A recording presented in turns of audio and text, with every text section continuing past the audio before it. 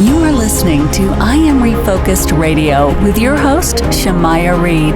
This show is designed to inspire you to live your purpose and regain your focus. And now, here's your host, Shamaya Reed. Welcome back to I Am Refocused Radio. Once again, we have another guest today, Ralph, aka Rick. He has an amazing bio.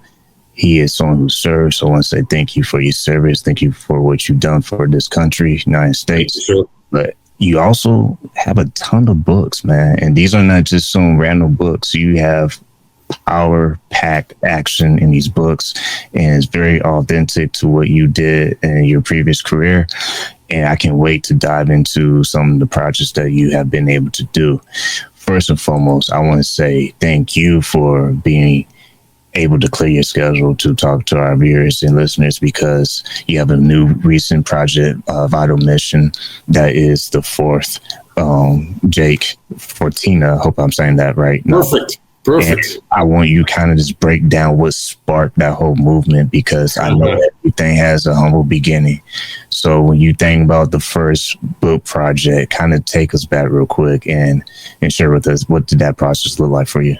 Well, Shamaya, first of all, thanks for having me, man. I'm truly honored to be here with you. I know you've reached a lot of people. I know you're doing some great things.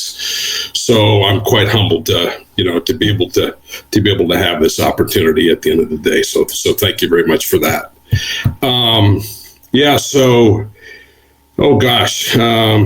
After about almost 42 years of U.S. Army and Department of Defense service, I got to a place, Shamaya, where I could sort of see the handwriting on the wall. And I thought at one point I might have one more gig to do, to go work for a 4-star general, to be his political military advisor. And as it turns out, and the folks that hired me knew this, but we were just in a tough spot. My security clearance, I had a top secret security clearance. It had lapsed. And then COVID hit, and I'd shipped my household goods. I was going to go work for this guy. I was leaning into it. All we had to do was ship the dog, and we were going to fly in 2 days. And they said, we can't onboard you.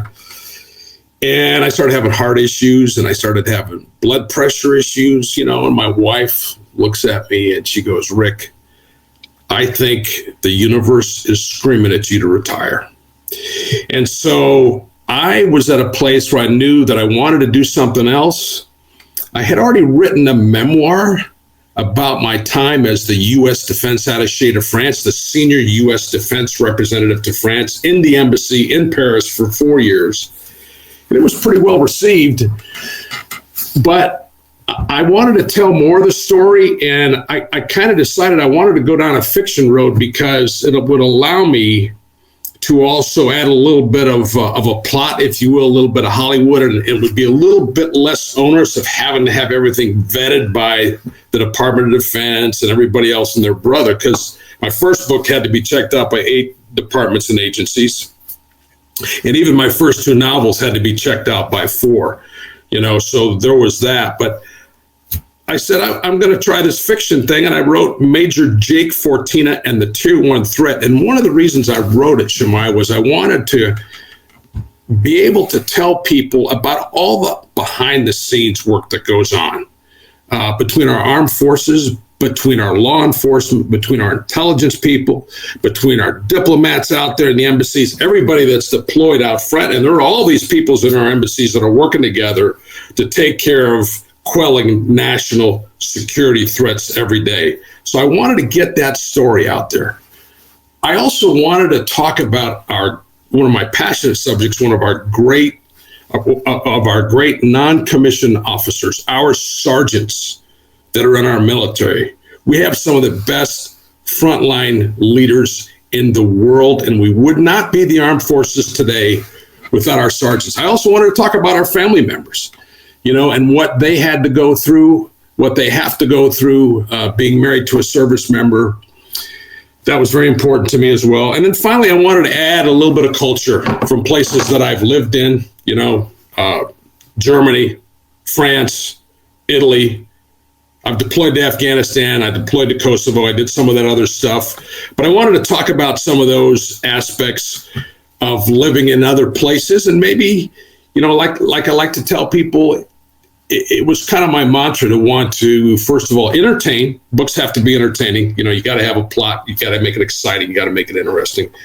But I also wanted to educate and hopefully maybe on some level even inspire people, maybe even enlighten people a little bit. So those are the big things that kind of got me going down the path. And my first novel was very well received. You just don't know how a book's going to be, right? When you put it out there, you don't know. You may think you've written something decent. You may think you've written something, but you don't know until you start getting those reviews.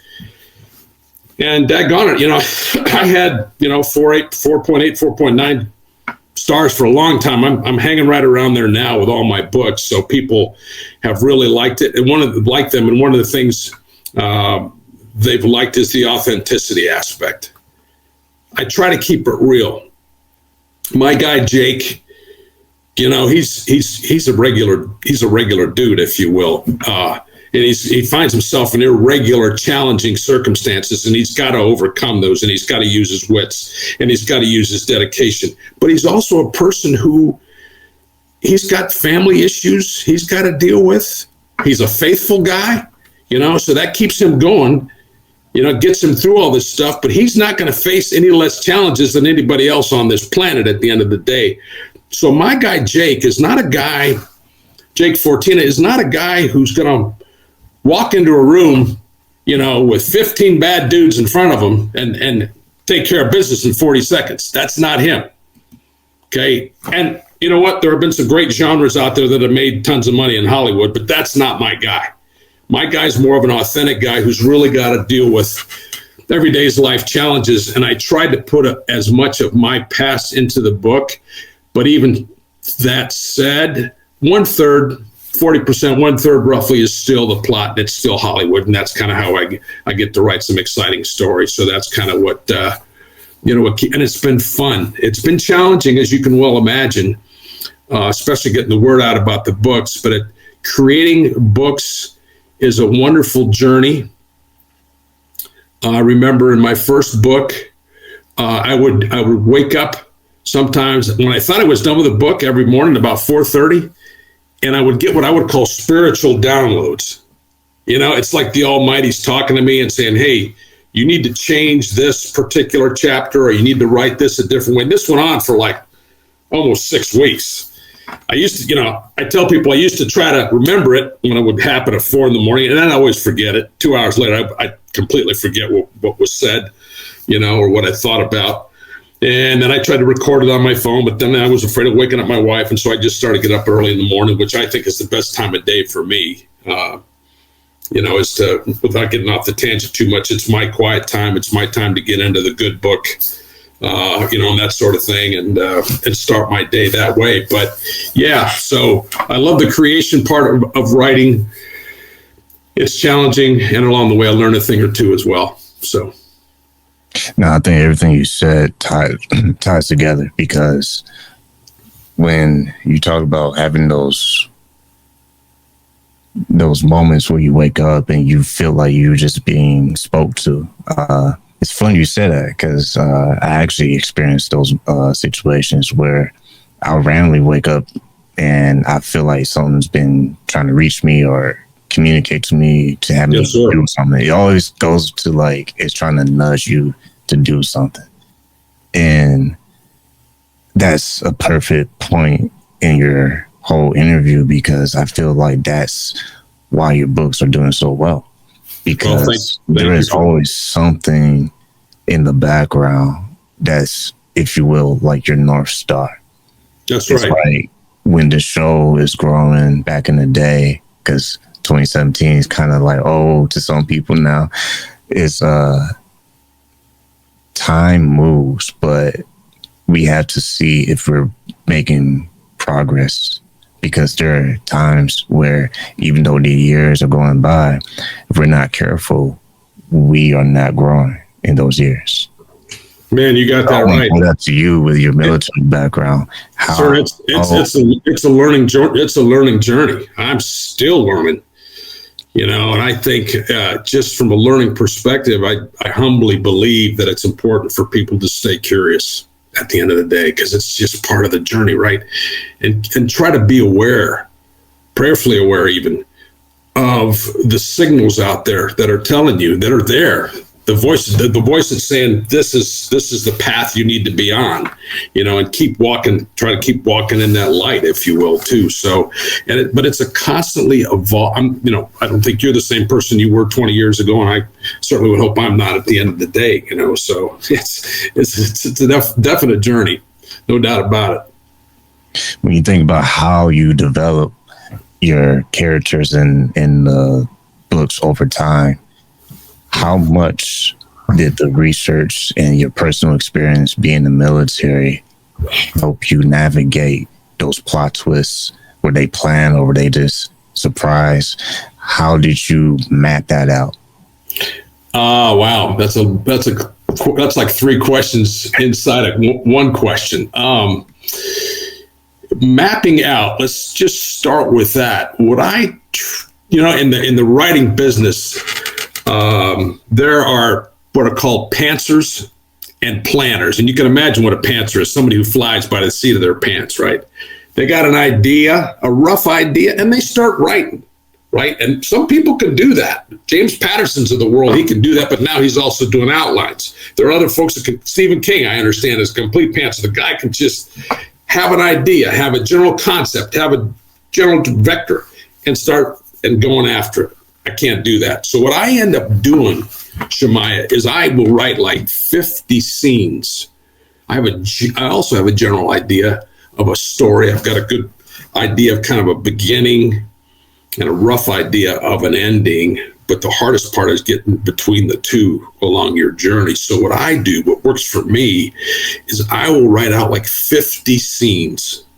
These aren't involved scenes. These are scenes with maybe 3 or 4 sentences in each one. Terrorists are digging a grave at a U.S. cemetery. Hezbollah terrorists in Paris, opening scene. And this is what they're after. And maybe another sentence. Done. And then I'll sit down and I'll crank out 3 to 5 pages based off of that. And that's kind of how I flesh things out at the end of the day. And then I just try to think of what my general theme might be, right? The first book was really much about staying faithful. Jake goes through some really rough, tough stuff, committing to duty, staying that course, staying in that North Star of, supporting and defending the Constitution. You use that term, and I would say for a military guy, that's probably it. Supporting and defending the Constitution of the United States against all enemies, foreign and domestic. And so that was a general theme. My last book, my next book, hopefully not my last, my 4th book that's coming out in a couple weeks. That's a love story of a different kind, though. It's got a love story within a love story, so it's between 2 people, but it's also about a family member's love for other family members. And I don't want to get too much into detail on that, but like for example, an uncle's love for his nephews or his nieces. So that's a more familiar, different kind of a thing. And then once I have those general themes, I'll do my best to map out, and sometimes I'll get on my knees even and make sure I'm going in the right direction. You know what I mean? That I'm aligned with how I need to be aligned with my faith and everything else at the end of the day. And they're not prudish stories. I have some salty language in some of them, to be frank.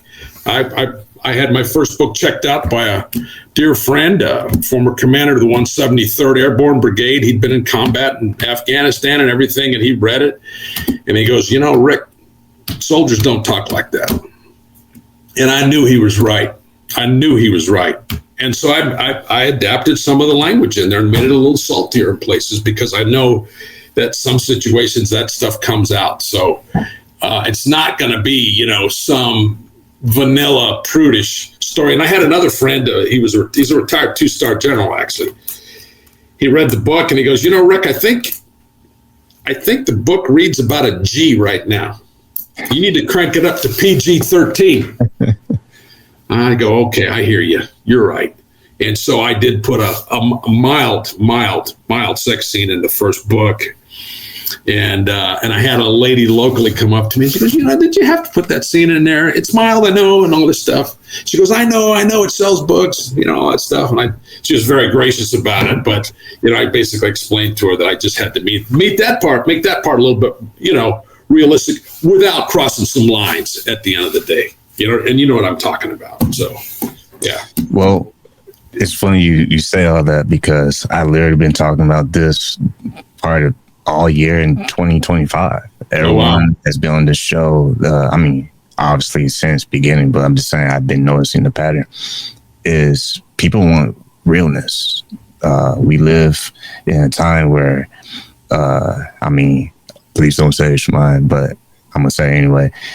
Everyone's talking about AI. You just cannot get away from AI right now. But we live in a time where people are craving what's real. AI is a great tool, but there's a lot of people out there who use it too much to where they depend on it to actually think and move for them versus use it as a tool to enhance their own original idea. So what I'm saying is, everything you're saying is people are craving for that realness. Being authentic is never played out. Look at your character, Jake. When you think about how that character's being developed, it has to be authentic because the reader is going to understand in 2 seconds if they're going to like this guy Jake or not. So that tees up this perfectly for the next question is when you reflect on the progress of Jake, how do you see him evolving in future possible books? Is he going to be something that reflects current leaders of today, military, or will he be like a timeless type figure? So, in your opinion, I would hope he'd be the latter. I would hope he would be the latter, Shemaiah, the timeless soul, if you will, because he's a very faithful guy, and he knows that this planet thing is a short-term thing in the big scheme of things. You know what I mean? And I think that kind of integrity, I want him to keep that as he goes down the path. And I also tell folks, this is not the next George Patton or U.S. Grant or George Marshall or, God bless him, Colin C. Powell. He's not going to be one of those 4-star great Americans, okay? But he is going to do what he needs to do from a duty perspective, from who he authentically is, and with integrity at the end of the day. That's the kind of character that I want to have out there. So, yeah. And, at some point, Jake's going to run out of ammo, if you will, down the road. I'm not sure when. I'm hoping there's, I think there's at least 2-3 more books out there I could write, which could still be realistic. I will tell you, my second book won a grand prize, Jake Fortina and the Roman Conspiracy, because I do take on some current day stuff politically. I try to rip stuff almost from the headlines and then create a story within that story. So, for example, Vital Mission, which is coming out, that story, I don't know if you're aware of this, a lot of Americans aren't, is about the more than 20,000 children that have been taken from the cities of Ukraine back into Russia by the Russians since the beginning of the war. And that number is not disputed. It was thought to be much higher than that initially, but that 20,000 is not disputed. And so that's something that I find, I can't even believe it's going on in the 21st century, but it is. And so that's a story I'm going to write about, but I'm going to write about it in the context of 2 young boys. And that's who's on my cover of the book, actually, at the end of the day. So, yeah. That's going to be Jake's next challenge. To your original question, I'm going to try to make sure that he's not going to be perfect. He may make some mistakes, but he's not going to compromise his values. He's not going to compromise what's right here at the end of the day. Yeah, speaking of challenges that characters do face in good movies and good books, it's something that it grabs people's attention. It kind of pulls them closer to the edge of their seat, like, oh man, what's going to happen next to this guy? Is he going to make it? Yeah. So my next question is that when you think about not shying away from moral complexity, why is it important for a writer to explore that with their characters, understanding the difference between their hero stage and the chapters of the flaws and hard choices that have to be made? Because it comes back to your authenticity point. They're human. We're all flawed human beings. We're all flawed. Now, bajillions of dollars have been made of characters that, could do almost anything, right? And that's cool. And I personally love watching James Bond flicks. I mean, I think they're fast moving. They're good. We know he's going to have to go after some tough stuff. I like the excitement. Not everything about them, but they're okay. But I would hope people relate to characters who truly are human. They're not hokey. There's not a lot of melodrama in the scene. You just kind of, have to try to portray them as going through life as best they can, meeting their challenges best they can. They may have some of their own internal dilemmas that they got to work through. May not be, you would hope in most cases it's clear, but like anybody else, we all face moral dilemmas in our lives. In my second or third book, Jake's got a dilemma. He sees something he doesn't like in another officer. It's about someone who's very prejudicial, if you will, to other people, and he's got to figure out, how do I deal with this guy, man? What do I have to do to take care of this problem? And he's going to have to make some tough choices in terms of how he does that. So I want to keep them authentic, and I want to keep them real. I want to keep it real as much as I can, because I think that's what most readers, and sometimes you want to see the Marvel comic guys go out there and do their thing. Yeah, then again, that's a very popular thing. But to your point, and you've been studying this topic now for the last year, I'm really hoping you're right about that what people are looking for is the realness and the authenticity, and not just the quick TikTok thing flashing by or whatever the case might be, but really kind of in-depth characters that are not perfect and have got some hard challenges they got to work through. I believe not just the book, but in life in general, I believe challenges, they help you understand how high the stakes are. And until you have something that is putting you in a tough spot, one, you don't get to appreciate what it means to be alive. Because I think to be alive, you have to have something pushing you or something challenging you. And two, you don't truly reach your highest potential. Anybody can be in la la land and life is breezy and easy, but sometimes the best things of life comes with the most challenging parts of life. 100%. I think we learn most of the good things in life from our failures, to be frank, from the things that we do poorly, if we're willing to learn from them. But that's where most of the learning takes place, I think, to your point. When you think about your experience from military to being a publisher, being able to have these different life experiences, what is something that you kind of keep close to your chest, almost like a North Star? I'm going to make that visual again, that keeps you going. Because we can talk about this stuff, like you doing books and you had a great career, but as a human, we all have our tough days where it's like, man, I don't know if I can keep going. I'll tell you, this is really funny that you asked this question, because just yesterday I was reflecting on this. It was the people I served with for 28 years. It was the people who raised their hand, said, here's a blank check, including my life, for what I've sworn to do.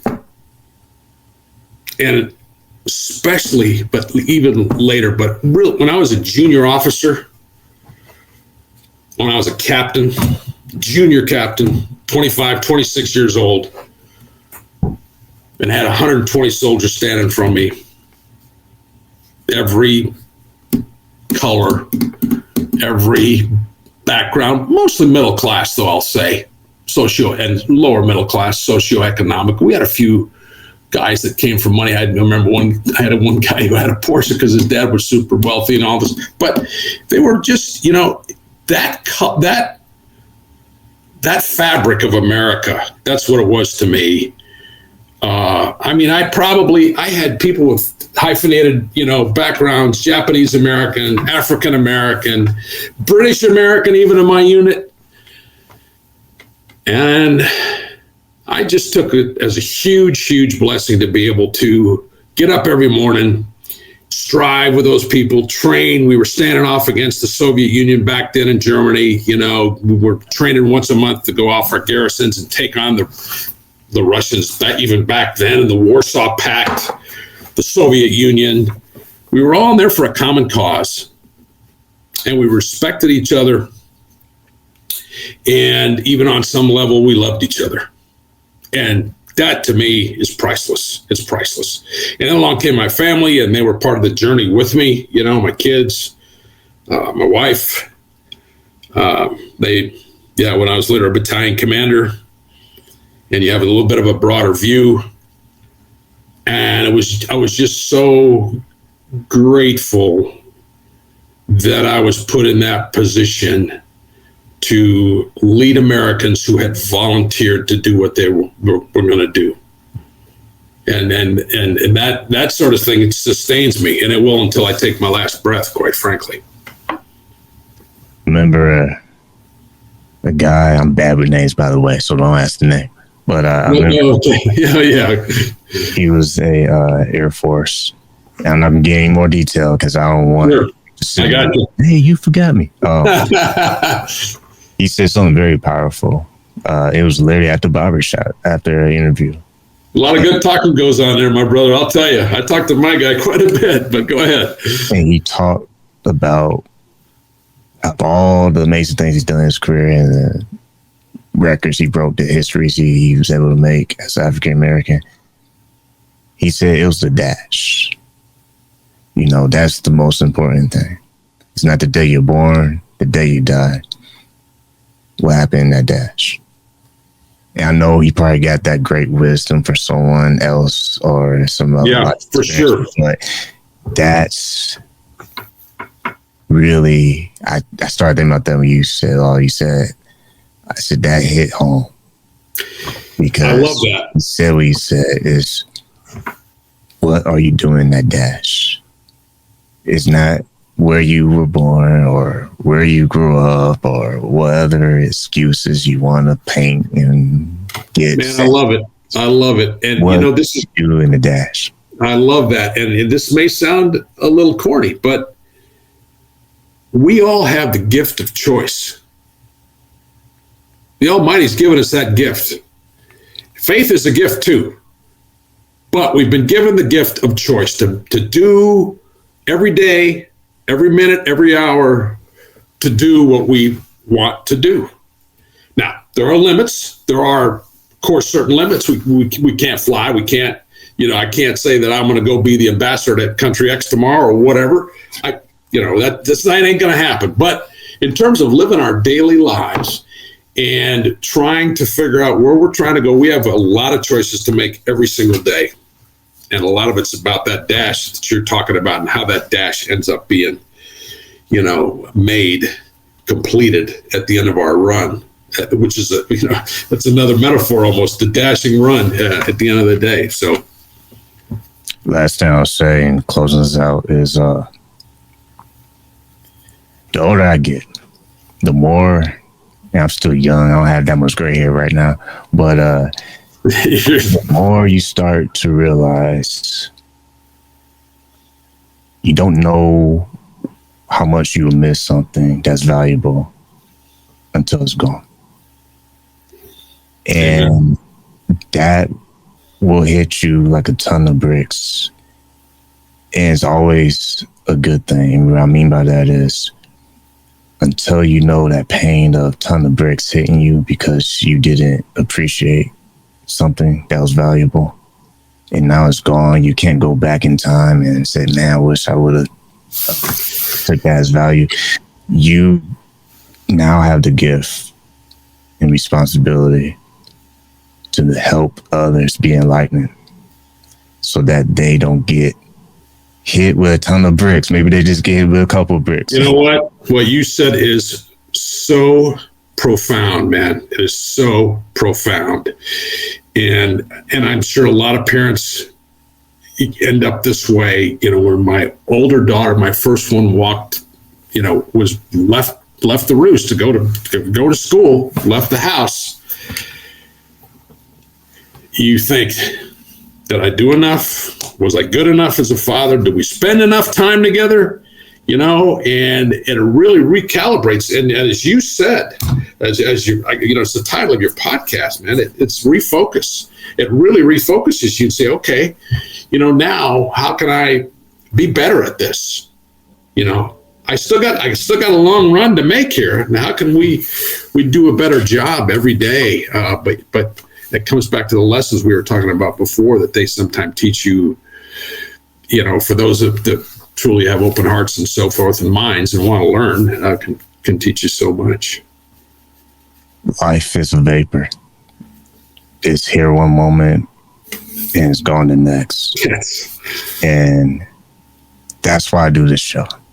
Because when I think about archiving people's stories, and maybe, just maybe, someone will listen to it and it changes their life, I can care less about the popularity. I can care less about any other accolades. But if one person can say, I want to be better because I heard this person on your show, that's why I do this. And I'm sure that's why you do your books. You hope that one reader will say, oh my God, like this. Yeah.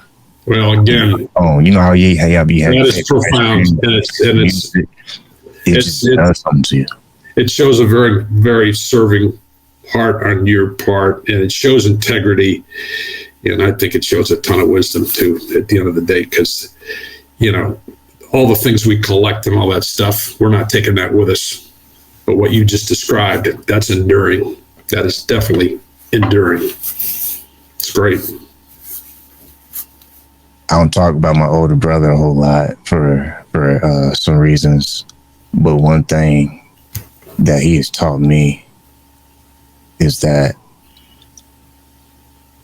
you get to choose. Right. No matter what cards are dealt, no matter what you are thinking, outside this moment is not them. That's you. Spot on. And that's absolutely spot on. That I respect the heck out of my older brother. And if he hears this show, I might have to find a way to get it to him so he can hear it. Thank you so much. That's spot on. Yeah. You really don't get to live and experience life to the fullest until you actually choose to. Too many times we wait for that special moment, or we wait for things to be better, or we wait for the perfect opportunity. But one thing I've been saying all year, I'm going to let you have the floor for your last thoughts. One thing I've been saying all year in 2025 to people, especially after a show, is we have a window in life. That's it. And once that window closes, we cannot go back in time and live again. So when you have the moment of opportunity, the present moment, that's all you have. You speak of the dash, that window is all you have, because soon as it runs out, you can't say, oh, I wish I can go back and make it right with so-and-so. I wish I would have helped someone with this. I wish I would have started that. Once it closes, that is the harsh truth of life. So you have to live now, not later, because it will never come later. You got it, 100%. And the only thing I would simply humbly add to what you said about being able to choose is, I remember a man many years ago, I think it was Robert Schuller, who said that every good deed and every major goal or objective is accomplished in life by a positive thought. A positive thought. I used to have an old football coach. He taught us this thing that basically was a way of bridging that thought, right? I can. That's the first thing you can do this. I will do this. And no, then at the end of the day, I must do this. And it was a huge lesson for me, as a high school ball player and just beyond the field or whatever, just going off into, the United States Army and beyond, was if you just keep those good thoughts coming, man, and realize you're not fully charged all the time. By the way, you're walking, with a loving God above you, then you can do a lot of things, and you can really make something out of that dash that's been given to us, that gift of a dash. Listen to Refocused Radio, talking to Rick, and you can find him everywhere in the show notes where it points and tells you. Y'all know the drill in the show. Tell him to give us his website and all that. But I want to do something different. The way I want to close this episode is on Live in the Moment, because this will never come in a billion years. What will you say to young men out there who feel like they're lost, but they have that nudge that they know there's greater for their life? They know they can accomplish things, but maybe, just maybe, they're just hard-headed in their own way. What would you say to them? Oh, that's wonderful, man. That's wonderful. I would simply say is listen to that voice, listen to that urging, and act on that urging. You have the power within you, brother. You have it. It's there. Take that first step. There's the old Chinese proverb, a journey of 1,000 miles starts with that first step. Take it. Go on, step out in faith, and believe that we have a loving God who wants the best for us. It's not to say we're not going to be challenged, not to say we're going to get off that path. We're not to say we're going to occasionally get slapped upside the head because we deserve it. But I would simply say, man, listen to that voice. And you know what? The people that are around those young men, there's people that love you. Talk to those people. They love you. They want you to do well. And they know you have it within you as well. So, step out in faith. You may think, okay, I don't know if I can go do that. You can do it. You can do it. You must do it. You must do it. Amen. Bam. Yeah. If y'all got anything from his books and what we've been talking about, whatever it is, you must do it. Make that phone call. Make that dream happen. Roger that. I'd rather pass away trying versus sitting down and not even have a clue. Right on. With that, I want to say to Rick, thank you for your time, man. Thank you, sir. It was a great journey. It was a great discussion. You're walking in the light, man, and you just keep going because you're doing great things, and greater things are to come.